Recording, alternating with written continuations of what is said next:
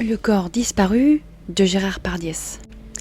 L'affaire commence par une mare de sang découverte au milieu d'un parking en bas d'un immeuble à la Garde près de Toulon en janvier 2017. Tout le sang, la flaque, la mare de 2 à 3 litres de sang appartient à un homme, Gérard Pardiès. Il a 78 ans et c'est un ancien policier. Mais son corps a disparu. Ne reste du défunt que son sang. Les enquêteurs creusent le passé plus que trouble du policier à la retraite. Pourtant, malgré toutes les pistes, rien n'avance. Cependant, après plusieurs jours, coup de théâtre, ils ont des aveux. Un des enfants de Gérard Pardiès avoue avoir tué son père, puis avoir jeté son corps en pleine mer. Le procès du fils révèle un homme violent, particulièrement avec les deux fils, avec qui Gérard Pardiès avait totalement coupé les ponts depuis 20 ans. Mais malgré les aveux et une condamnation, plusieurs questions demeurent. En premier, où se trouve le corps de Gérard Pardiès ? De quelle façon est-il mort ? Que s'est-il réellement passé la nuit du Nouvel An 2017 ? Bonsoir à toutes et à tous, j'espère que vous allez bien. Je suis Amandie et tous les mercredis soirs, je vous raconte des histoires de crimes, de disparitions et parfois de faits étranges. Ce soir, nous replongeons ensemble dans le meurtre résolu, mais encore mystérieux, de Gérard Pardiès.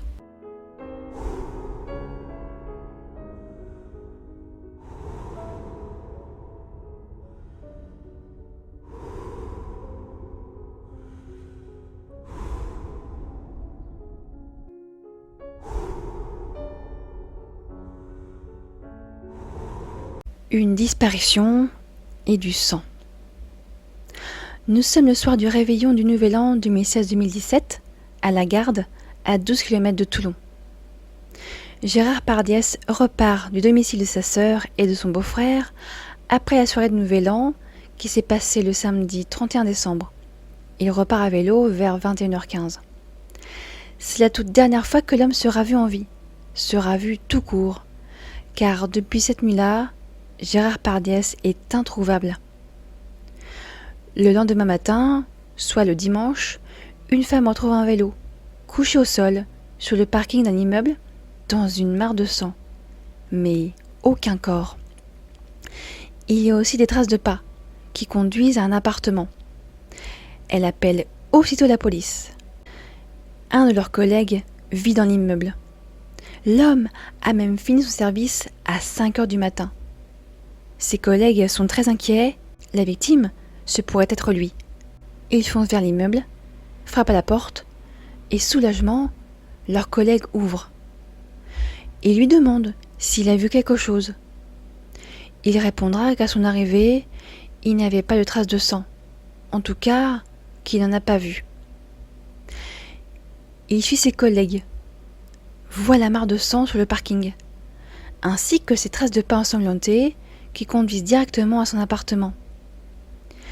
Il va se rendre compte, avec effroi, que ce qu'il a pris sur le parking pour une flaque d'eau était une immense flaque de sang, et qu'il a marché dessus, laissant des traces de pas ensanglantées jusqu'à sa porte.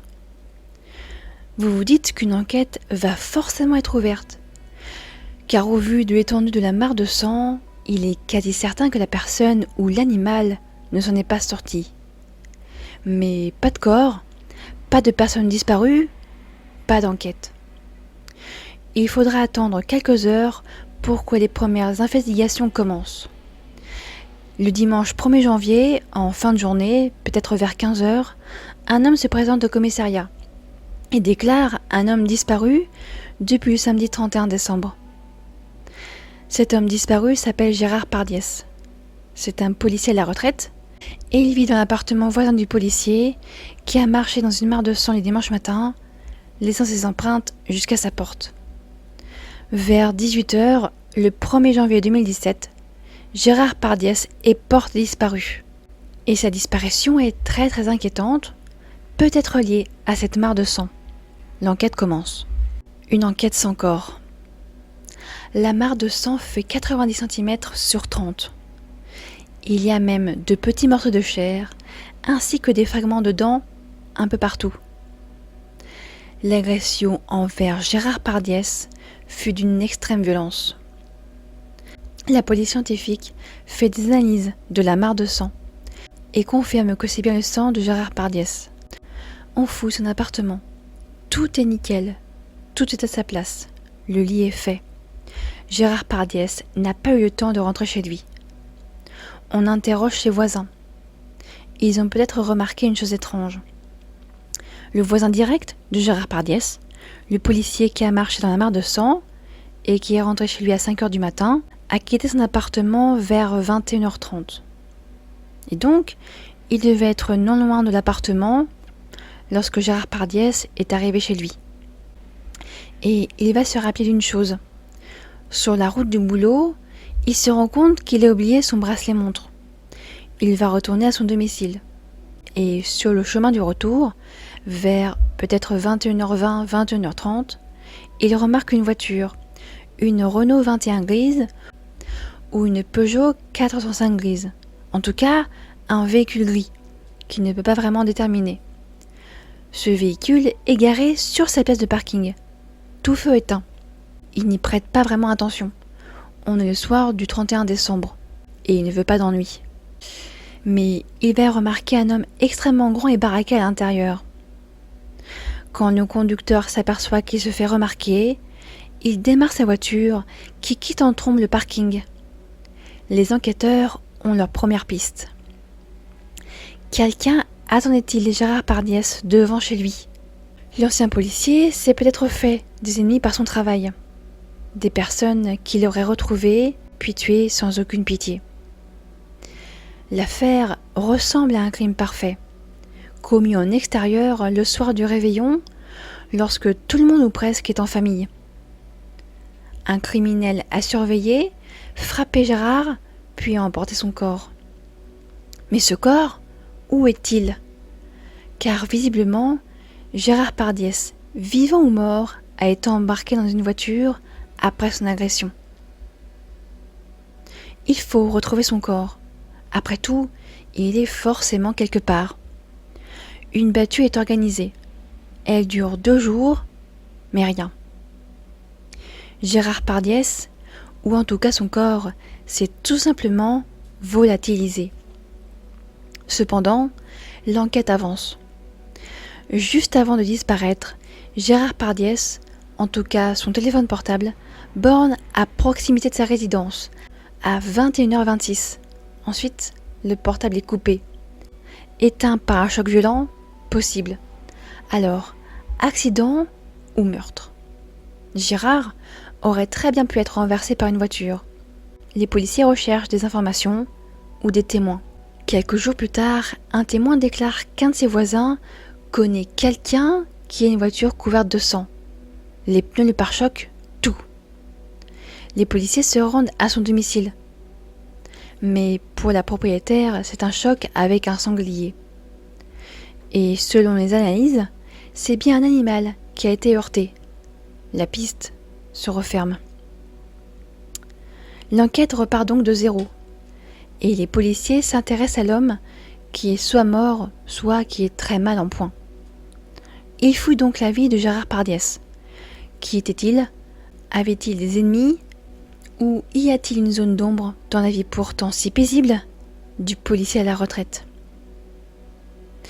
Gérard Pardiès est un policier à la retraite qui a bossé sur Paris. Un bon vivant selon ses proches.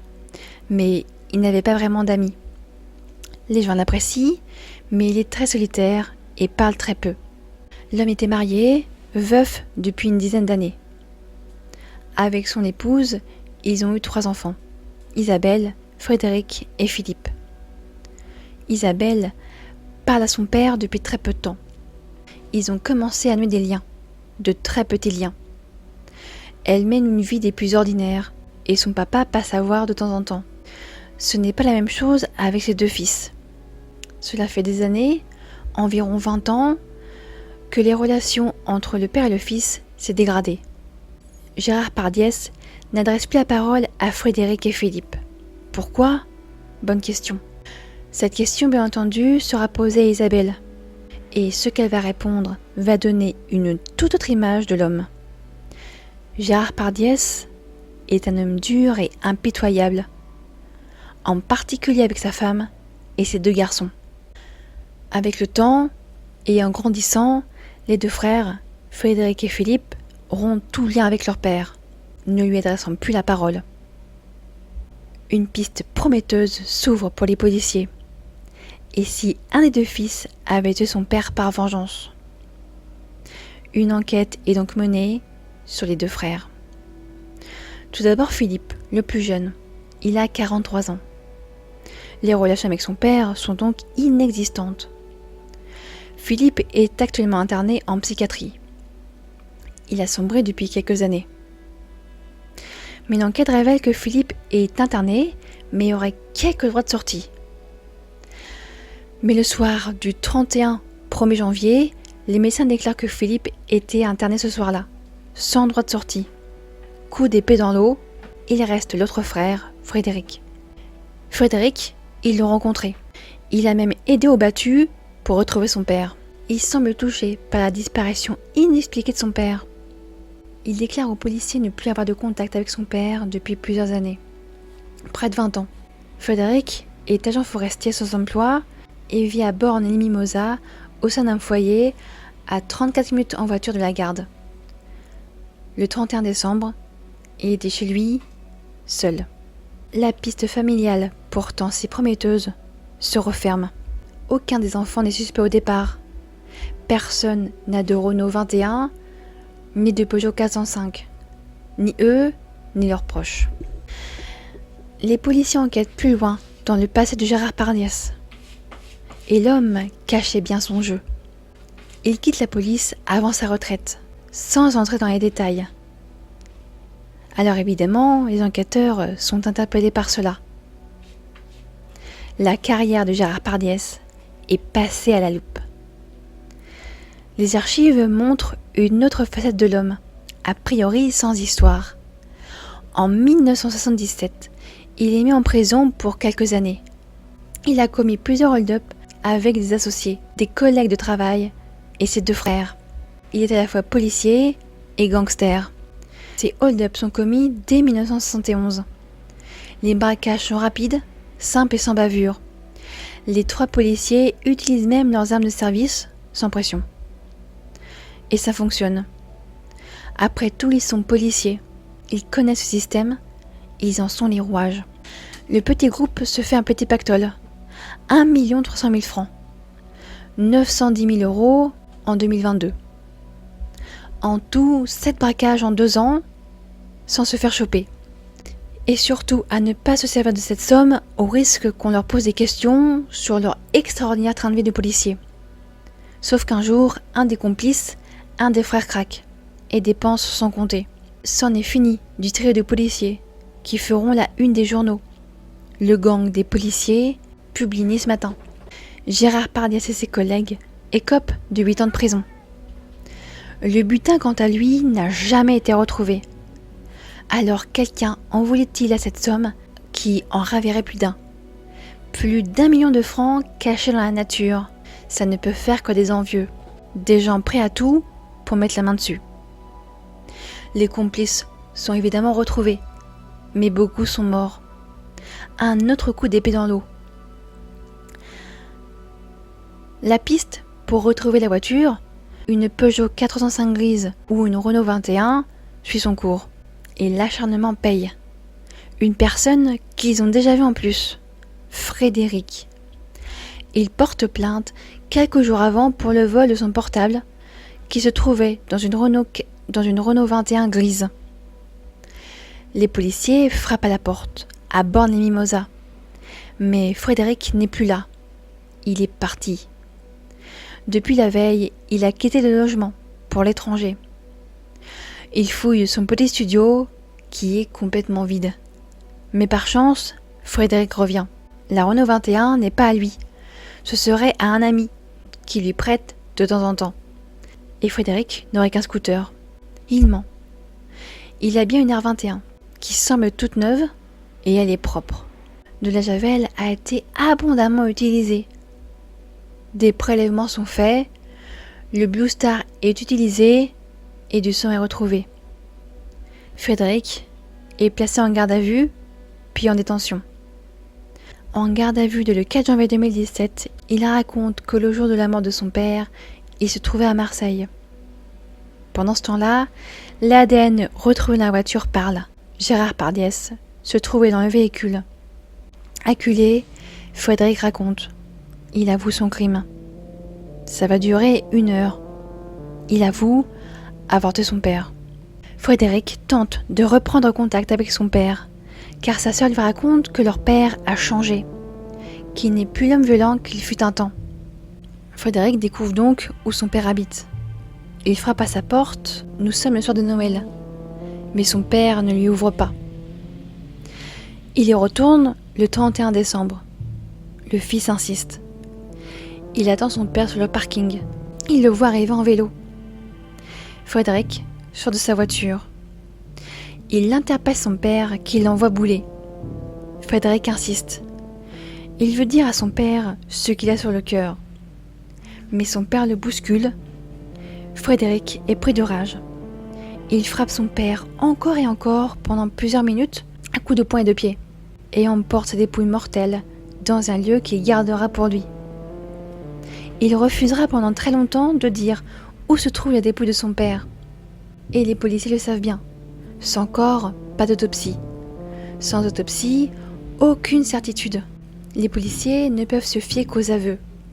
Rappelez-vous de la mare de sang. Pour les policiers, une simple bagarre à coups de pied et de poing n'est pas compatible. Une hache, une barre de fer, oui. Frédéric apportera un début de réponse sur le lieu où se trouve le corps de son père. Il aurait jeté le corps de son père en pleine mer. À l'aide de 2 canoës, un pour lui et l'autre pour le corps de son père, il prend la mer. Aurait navigué plusieurs minutes ou 1 heure. En tout cas, arrivé en pleine mer, il charge le corps de son père avec des poids, puis le fait couler avec le canoë comme sépulture au beau milieu de la mer. Mais lors de la reconstitution, ce scénario ne fonctionne pas. Les canoës ne coulent pas. Pourtant, Frédéric défend bec et ongle son histoire et il faudra bien s'en contenter. Les policiers, les juges, les jurés, la presse n'auront que cette histoire. Le procès. Son fils avoue avoir tué son père le 31 décembre 2017 au cours de la nuit. Il est jugé pour meurtre sans préméditation. Faute d'éléments finalement, faute de corps, faute de preuves autres que ses aveux et du sang. Beaucoup trop pour songer une seule seconde que Gérard Pardies s'en est sorti. Le 7 janvier 2020, le procès s'ouvre. Il n'y a pas foule. La famille, la sœur de Frédéric, n'est pas présente. Il n'y a que des journalistes et 2-3 curieux, rien d'autre. Un procès en huis clos involontaire s'ouvre. Un procès bien étrange. Celui d'un fils qui a tué son père, à la fois policier, père violent et gangster. À la barre, Frédéric déclare, je le cite, « Je me suis dit que Noël, c'est la fête de la famille, qu'il n'allait pas me rejeter ce jour-là. Mais il n'a pas voulu m'ouvrir. Je n'aurais pas dû insister, ni retenter ma chance le 31 décembre. Je regrette ce qui s'est passé. Je n'aurais pas dû aller le voir seul, mais y aller avec ma sœur. » On apprendra également qu'à 21h35, heure à laquelle son voisin policier retourne chez lui, prendre sa montre-bracelet qu'il avait oubliée, rappelez-vous, quand ce dernier va croiser un grand type dans une voiture grise, à ce moment-là, Gérard Pardies n'était plus. Son corps se trouvait déjà dans la voiture avec son fils. Le voisin de Gérard Pardies verra le véhicule partir en trombe avec un corps qui ne fera jamais surface. À quelques instants près, son voisin assistait à toute la scène. Le procès ne révélera rien de plus. Un père violent, un gangster, un policier à la retraite, qui ne voulait pas reprendre contact avec ses fils. Et qui aurait été tué par un de ses fils qui insistait trop et qui aurait craqué. Frédéric Pardies, 50 ans, est condamné à 12 ans de prison le 10 janvier 2020. Il est reconnu coupable du meurtre de son père. Cette affaire est très particulière, comme l'ont souligné plusieurs intervenants du dossier. Le père est à la fois victime mais coupable de violence et de braquage à main armée. Son fils coupable du meurtre de son père, mais victime de ces violences. C'est peut-être pour cela que son fils Frédéric n'est condamné qu'à 12 ans de prison. Il serait donc libre de façon définitive en 2029 sans remise de peine. Gérard Pardies ne voulait plus revoir ses fils, mais il avait repris contact avec sa fille. Au crépuscule de sa vie, Gérard Pardies voulait-il être pardonné? Avait-il des regrets quant à ses actes vis-à-vis de sa famille? Pourquoi ne pas souhaiter renouer des liens avec ses fils, principales victimes des violences, selon sa fille? Frédéric voulait simplement dire ces 4 vérités à son père, qui n'a rien voulu entendre, engendrant, selon les mots de Frédéric, une rage incontrôlable, qui l'aurait conduit à tuer son père, et, dans un geste de colère pour le punir de façon symbolique, aurait paix son corps pour que personne ne puisse se recueillir sur sa tombe. Le corps de Gérard Pardies, qu'il soit en mer ou sur terre, n'a pas refait surface, et il se pourrait que jamais il ne fasse surface. C'est ainsi que cette histoire se termine. Des aveux, un jugement, une condamnation, et pourtant cette histoire nous laisse un goût amer. Une sensation que malgré tout cela, une interrogation demeure. Je vous remercie d'avoir pris le temps de regarder ou d'écouter cette vidéo jusqu'au bout, et j'espère qu'elle vous a plu. N'hésitez pas à partager vos avis et ressentis en commentaire. Je vous donne rendez-vous samedi soir pour les actus crimes et disparitions. Passez une très bonne semaine. Portez-vous bien. Prenez soin de vous et de vos proches. Et surtout, n'oubliez pas,